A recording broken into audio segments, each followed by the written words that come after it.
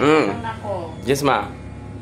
Di ba may mga Kristiyano itong nasa verse Matthew 7:21? That everyone who calls out to me, Lord, Lord, will enter the kingdom of heaven. Only those who actually do the will of my Father will enter.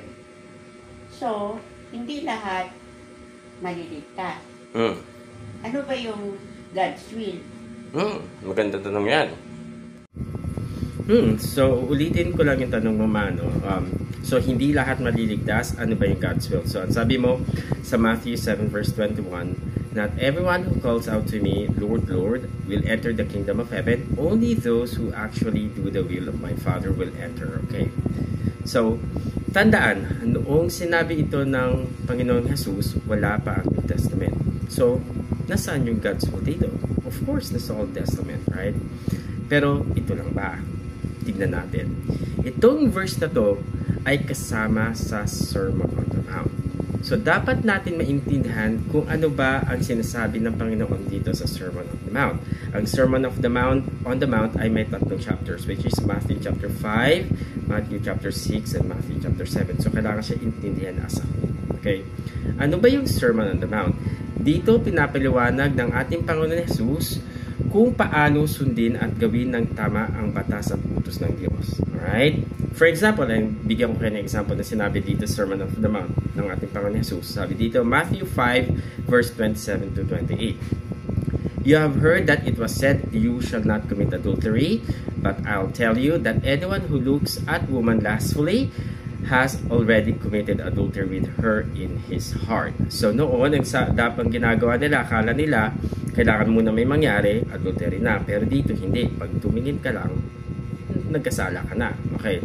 So, tinuturo ng Panginoon Jesus ng tama ang mga utos at batas ng Diyos dito. Kaya medyo stricto siya dito. Kaya nga sabi dito sa Matthew chapter 5 verse 17, sa simula, bago niya ito ibigay, do not think I have come to abolish the law. I have not come to abolish them, but to fulfill them. Ang ibig sabihin yan ay dumating ako upang hindi alisin ang batas, kundi ipakita ito, ituro sa inyo ng tama at ipasa katuparan ito.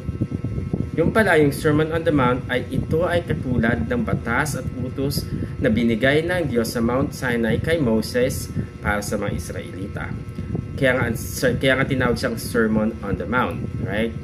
So, kaya kung papansinin mo, sabi dito sa last part ng sermon na ito, Matthew 7 verse 28 to 29, when Jesus had finished saying these things, the crowds were amazed at his teachings, because he taught as one who had authority and not as their teachers of the law. So, who had authority? As God instructing them, instructing his laws and commandments. So, part pala ng pag-share ng gospel maliban sa birth, death, and resurrection ng ating Panginoon Jesus ay ang batas at utos ng Diyos. Right? So, ano ba yung God's will? Tingnan natin. Nasabi dito ni David about God's will. Psalm chapter 40 verse 6 and 8. You take no delight in sacrifices or offerings. Now that you have finally made me listen, I finally understand you don't require burnt offerings and sin offering. I take joy in doing your will. My God, for your law is written on my heart. So, yung God's will pala dito is batas at utos ng Diyos. Okay. I take joy in doing your will. My God, for your law is written in my heart. The question here is, ito lang ba ang God's will? Noon para sa Israelita, kasi sila yung sakop nito. Pero sa atin, hindi. Bakit kamo? Kasi ang ating Panginoon Jesus ay Diyos din. So, dapat hanapin natin ang mga utos na binibigay niya. Okay. Tignan natin ang mga utos dito sa New Testament. First, let's check John chapter 6 verse 40. Ang sabi dito, for it is my Father's will to all who see believe his Son and believe. Right? Yan sabi niya. In him should have eternal life. I will raise them at the last day. Okay, karagdagan. Okay, so John 13 verse 34 to 35, sabi ng ating Panginoon Jesus, so now I am giving you a new commandment. Yan, a new commandment. Love each other just as I have loved you. You should love each other. Your love for one another will prove to the world that you are my disciples. Okay, take note, itong verse na to, sa John chapter 13 verse 34 to 35, ito lamang ay sa mga naniniwala kay Kristo. Hindi ito para sa lahat, sa mga mananampalataya. Kaya nga bawal makipagdebate sa mga nagbabasa ng salita ng Diyos. Ito lang ba? Hindi pa. Meron pa. Sabi dito, na Matthew 28 verse 19 to 20, therefore, go and make disciples of all the nations, baptizing them in the name of the Father and the Son and the Holy Spirit.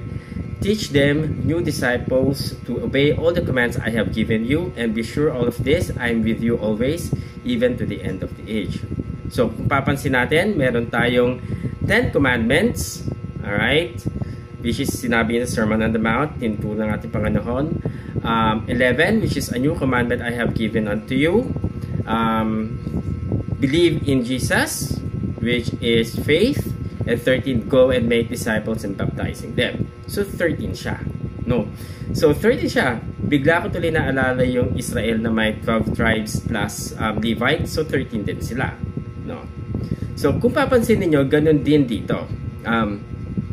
At mapapansin ko rin dito, sinabi baptizing them in the name of the Father, the Son, and the Holy Spirit. So ibig sabihin ito, hindi lang declaring na you are Christian sa pag magpapa-water baptism ka. No, ang ibig sabihin pala nito, it's ipakilala at ilublob ng mabuti para malaman mo kung sino ang Diyos ng Old Testament. Yan.